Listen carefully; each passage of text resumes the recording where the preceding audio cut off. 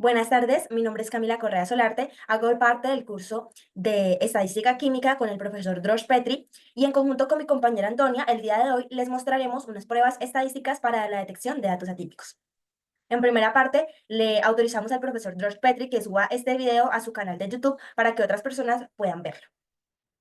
Empezando, tenemos el siguiente ejercicio.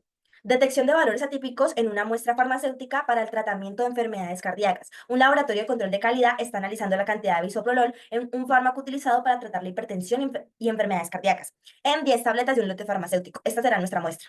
Según la etiqueta, cada tableta debe contener 5 miligramos de bisoprolol como principio activo, pero los valores obtenidos tras el análisis son los siguientes en miligramos. El objetivo es identificar si hay algún valor atípico en la muestra y calcular el error relativo, absoluto y el coeficiente de variación. Bueno, entonces tenemos aquí nuestras tabletas de nuestras cantidades, las 10 cantidades. Esto es una extensión de la tabla que ahorita les voy a mostrar para qué nos sirve. Entonces, lo primero que debemos hacer es tener en cuenta que para este ejercicio vamos a utilizar la prueba de cuartiles, la cual nos va a indicar si hay valores atípicos en nuestra muestra. Entonces, lo primero es obtener el promedio de nuestra muestra. Cada una de las ecuaciones que vamos a utilizar, de las funciones, está indicada aquí para que quede un poco más claro.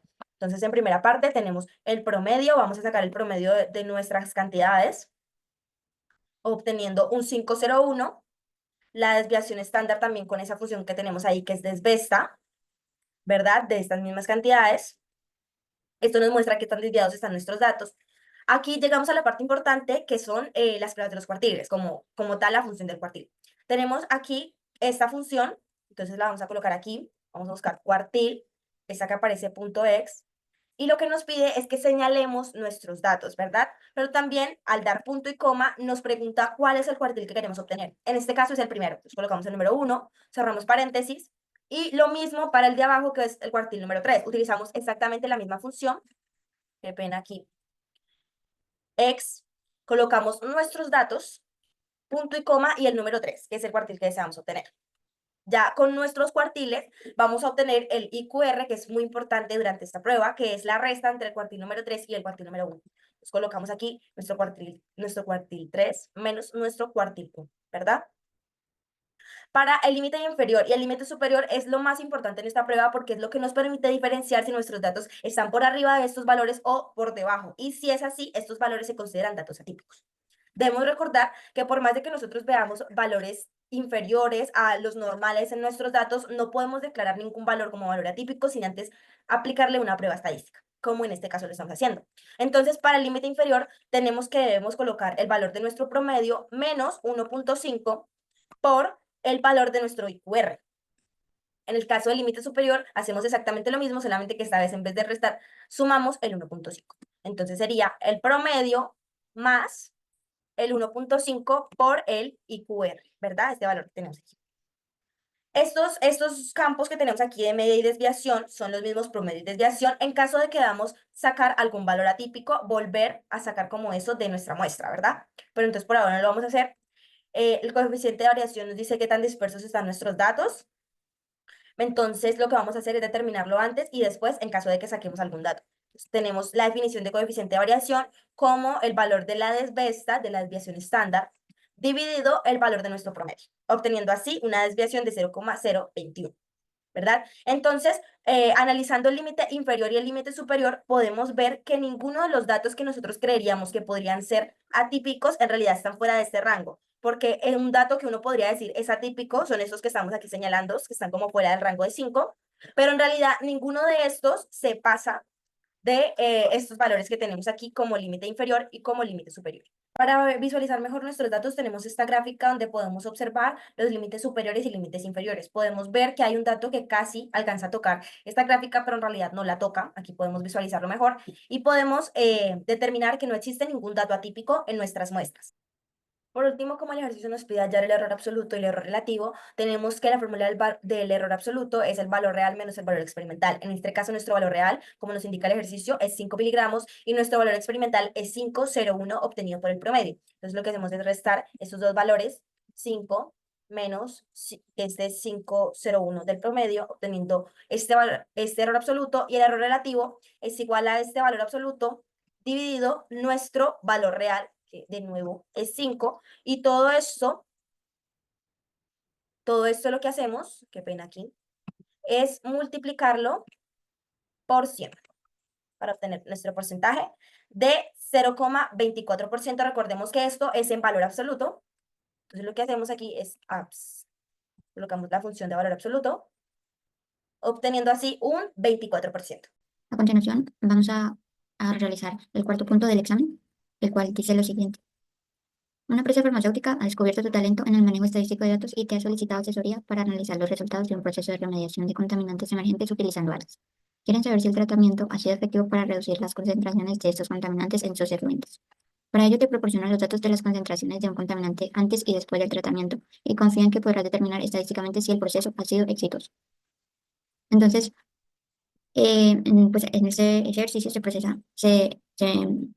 plantea un proceso de remediación, por lo que vamos a comparar un antes y un después. Para esto realizaremos una prueba T para medidas de datos emparejados, de manera que lo primero que hacemos es plantear nuestras pruebas de hipótesis. Entonces tenemos nuestra hipótesis nula, en la que decimos que no existe diferencia entre la concentración antes y después, y nuestra hipótesis alterna, en el que sí existe diferencia entre la concentración antes y después, en particular que la concentración antes es mayor que la concentración después. Bueno, entonces lo primero vamos a calcular nuestro T estadístico, en el que nos piden el promedio de la diferencia de entre la concentración antes y después, la desviación estándar de la diferencia y el número de datos. Entonces, lo primero que hacemos es calcular la diferencia. Entonces, vamos igual la concentración antes menos la concentración después. Y arrastramos. Entonces, aquí ya tenemos todos nuestros valores y podemos calcular nuestro promedio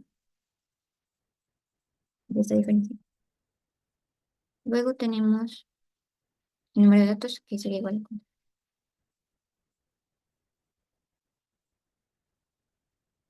y la desviación estándar de la diferencia, desviación de una muestra. Con esto entonces ya podemos calcular el t estadístico, que entonces tenemos la desviación de la diferencia, el promedio de la diferencia por la raíz del número de datos sobre la desviación estándar, que es, calculamos según esta fórmula. Entonces, bueno, nos dio un t calculado de 53,10. Ahora, bueno, para saber si rechazamos o no nuestra hipótesis nula, entonces calculamos el t crítico. Para ello necesitamos los grados de libertad de n-1 y nuestro alfa. Entonces, grado de libertad igual a los números de datos -1. Y alfa estamos trabajando con el 95%. Entonces, 0,05 nuestro alfa. Ahora ya podemos calcular el t crítico por medio de la función invertida punto t.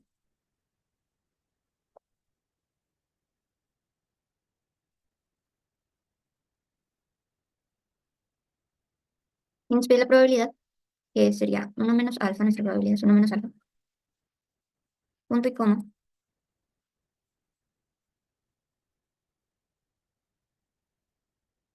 grados de libertad. Entonces, nuestro valor t crítico es de 1,83. Pues vemos que el t calculado es mayor que el t crítico. Entonces, bueno, vamos a calcular el p-valor por medio de la función distribución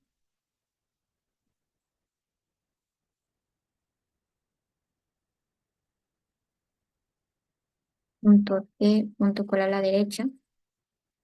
X, nuestro valor X es el t calculado, punto y coma, grados de libertad.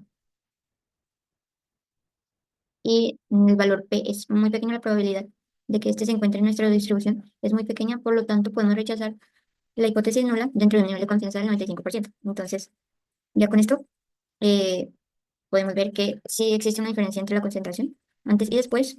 Entonces vemos que, por tanto, se indica que la concentración del contaminante ha disminuido. Podemos realizar esto de una forma más rápida. Vamos acá a datos, análisis de datos, y buscamos prueba T para medidas de datos. Prueba T para medidas de dos muestras emparejadas. Entonces, La concentración antes, la concentración después.